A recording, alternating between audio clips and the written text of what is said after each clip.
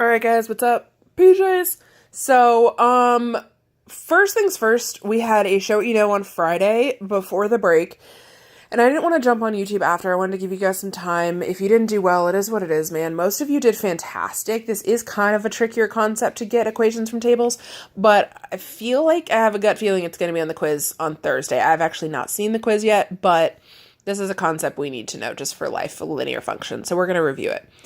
I was also going to do an error analysis video, but we're going to do an error analysis on Wednesday for homework, and then I'm going to wait to see your quizzes to see the most common mistakes you make so we can fix those before the test.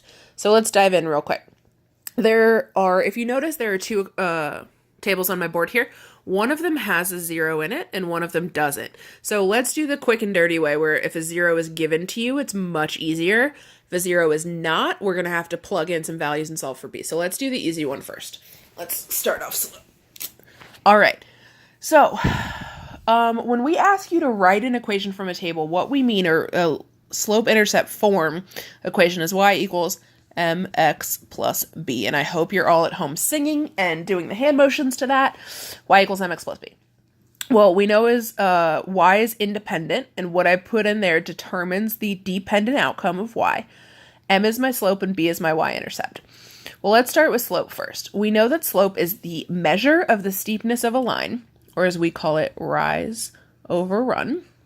Well, rise over run is also the same as the change in y, right? From going from this point to this point, and this point to this point. It's the change in y. That's a triangle. Delta, change in y, over change in x. So this number goes on top, this number goes on the bottom. That's a y, change in y. You guys, this expert marker struggle busing. Okay, so 3 to 5 is a positive 2. Be careful, because if this said 5 to 3, that would be a negative 2, but this is a 3 to 5 positive 2, 5 to 7 positive 2, 7 to 9 positive 2, 9 to 11 is positive 2.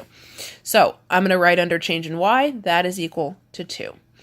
Well, negative 2 to negative 1, as I go up, I get less negative. I'm going positive, negative 1 to 0, 1, 1 to 2, 1. So that works out great. They're all the same number. I don't have to figure out proportional relationships. I don't really have to do much but put 2 there and 1 here.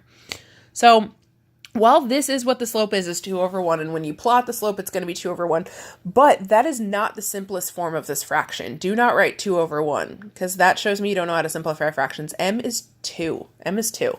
So I'm going to go ahead and just take my M, and I'm going to replace the number 2 with it, because I know that M is 2.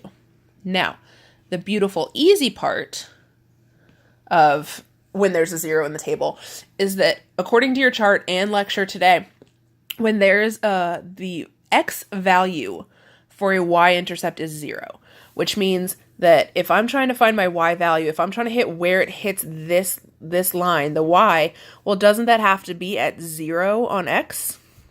You can't have a y value out here. That doesn't make any sense. It has to touch here, so the x value is 0. So I'm going to go here, I'm going to find where my x value is 0, and my y value is 7, which means if I plotted this, that 7 is going to touch my y-intercept, so my y-intercept is 7, and that would be the end of my equation. Y equals 2x plus 7.